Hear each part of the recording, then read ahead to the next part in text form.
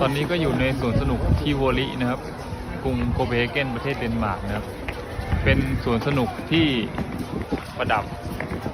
เรื่องของตลาดคริสต์มาสเข้าไปด้วยนะครับค่าเข้าคนละ165 DEK นะครับเด็กคือเงินเดนมาร์กก็ราคาไทยก็165คูณ 5.2 นะครับเป็นเงินไทย